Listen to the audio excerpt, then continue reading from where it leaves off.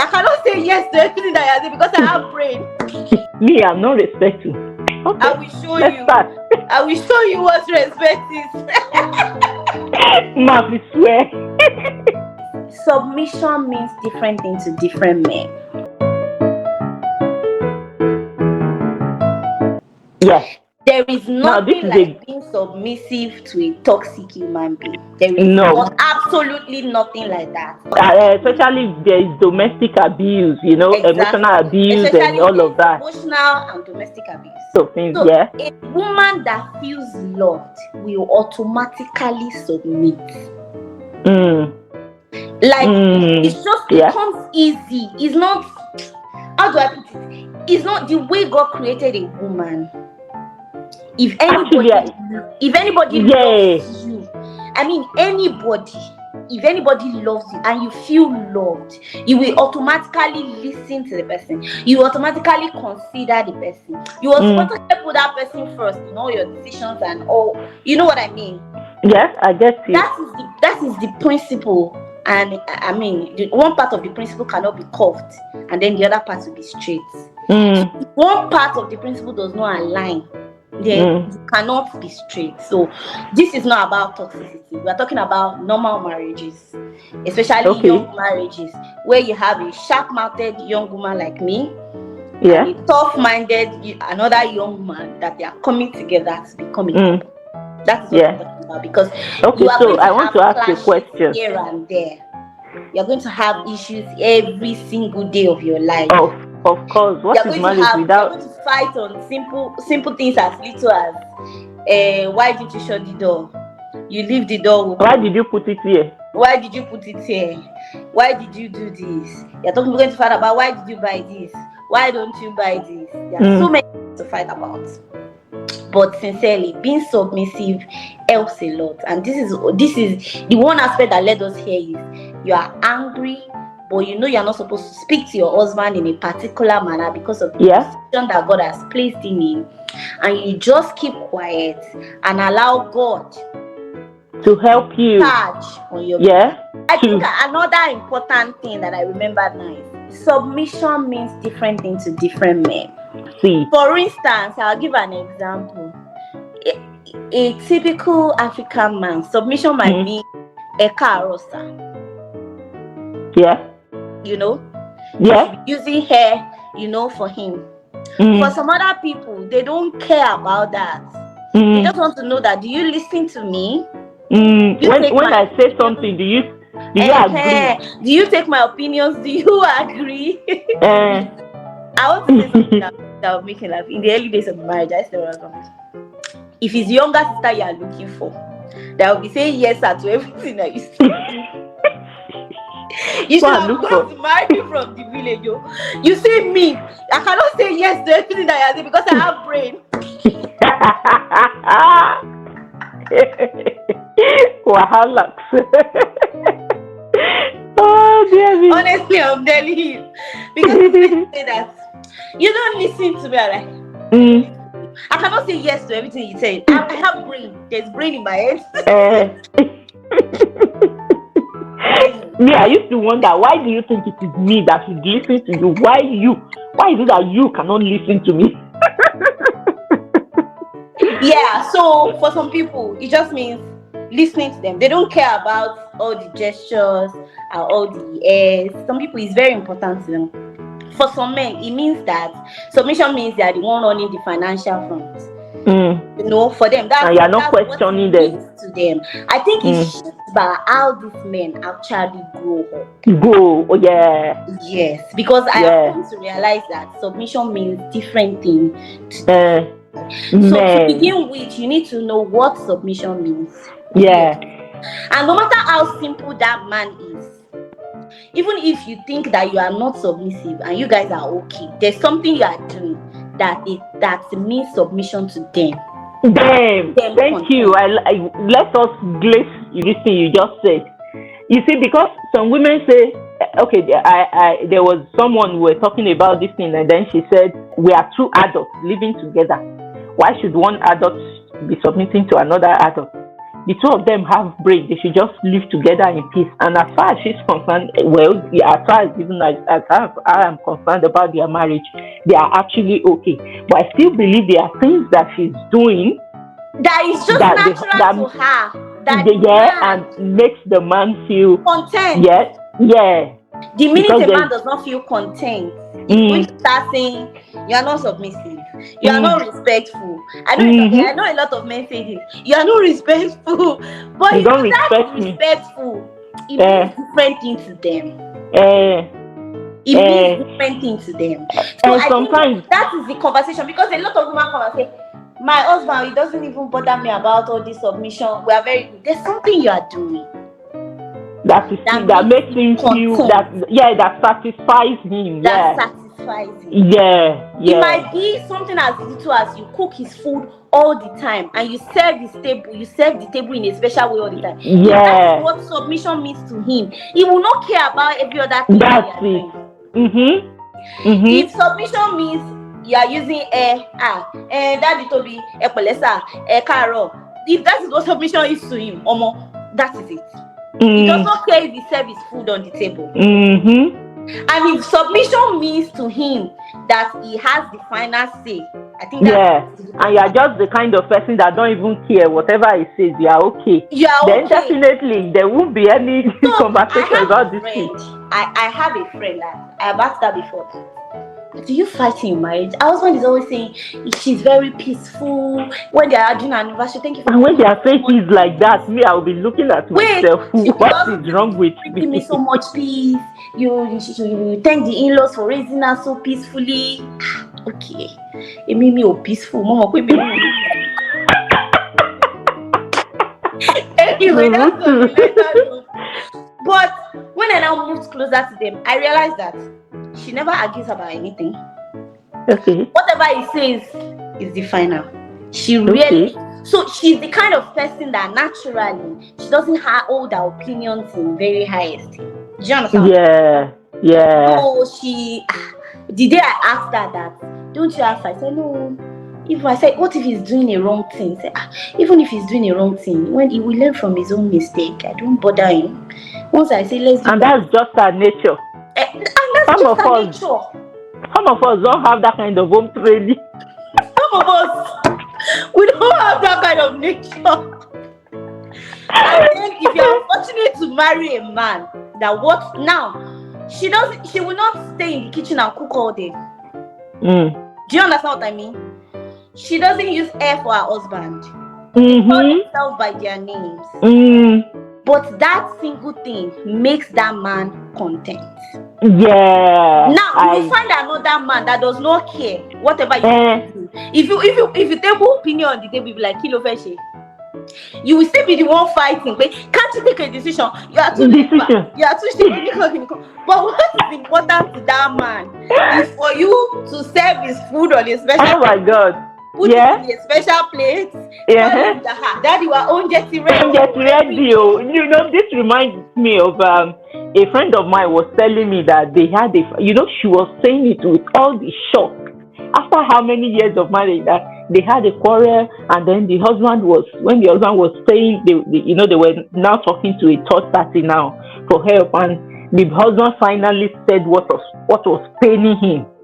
That can you imagine that my wife does not have a special plate that she uses to serve me? Now that's what we're talking about. So when she said this, he was like, how will he even think like that? I said, that is what is important to him. If I should be thanking God that finally this is it. I said it. So I think that's what we need to begin to understand about submission. We just like love, we can never generalize submission, because I feel like we can't. It's a man's love language. You can't. You have to study your man and know where he wants it. What makes this man content? Just like it is the duty of your husband to find out what makes this woman happy. Feel loved, yeah. What makes this woman feel loved? I think this is a conversation that we've not been having in previous generations. We just think that submission is kamakule kinyo laro. No, submission is that. Yeah. Some people were not brought up like that. Yeah. I would say my dad, there was no day that my dad, any day you kneel down on your knee to greet my dad, he's going to ask you to stand up. My dad says, I'm not God. Don't go on your 2 knees to greet me. Just gesticulate. That's my dad. So if my dad marries a woman that does not do every other thing that he wants and kneels down in the morning to greet her, you get. I'm doing everything for and the man will still say she's not respectful. Yeah. Well, you remember a time I was sharing that I started using air for my husband. No, the air was I will see hair. The air was me, I'm not respectful. Okay, I will show you. I will show you what respect is. Mafi swear. I will know that there are things, for instance, my husband wants to be listened to all the time. Yeah.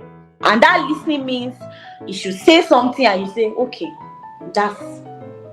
we are doing that. That's okay. Yeah.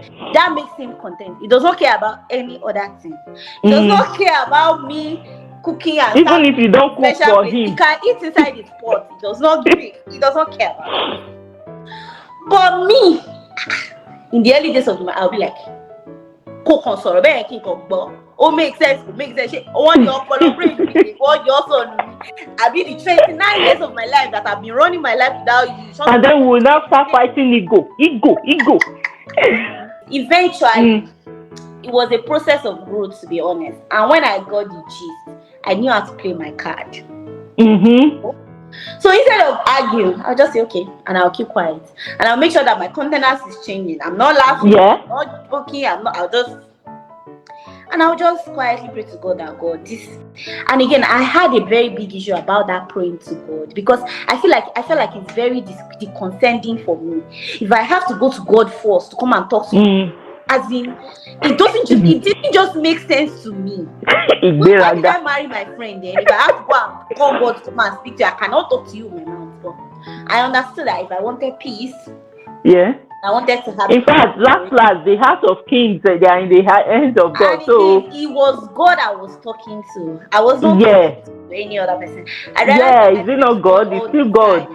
So why did I take this to God? Why I began to do like a self evaluation that why do I have a problem going to talk to God to intervene in my matter? Am I not is it not pride? If it is you can talk to God about you. But you don't want to talk to God about him. You think you should be able to listen to me. And then the minute I didn't even have to go and start kneeling down to pray, I just need to say, no, this is your son. Real.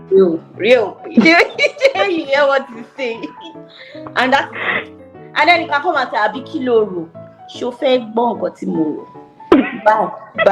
Nobody know fair but my shop go fair but bye. Okay. But in the case of it can even be later so I disagree. And inside of me, I'll not be thinking, I shouldn't have even I shouldn't have talked at all. You said you wanted to hear my opinion. So sometimes I believe another thing I've learned too, which we talked about in the first part, is if it is not consequential, allow your man to grow. You know I always say that thing. I mean, if it is not a do or die affair, is somebody going to die, like Coach Wendy always say? If somebody die, nobody will die. Nobody will die.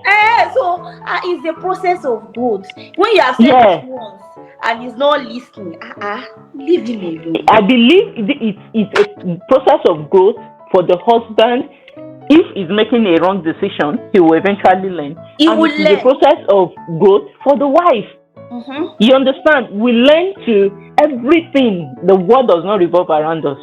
Everything cannot always go the way you want it. Allow your husband to learn, because in the future there are things that will be too consequential. But if he has learned that if I early in marriage, I am going to fall, your opinions will become very important. Now, instead of dragging everything.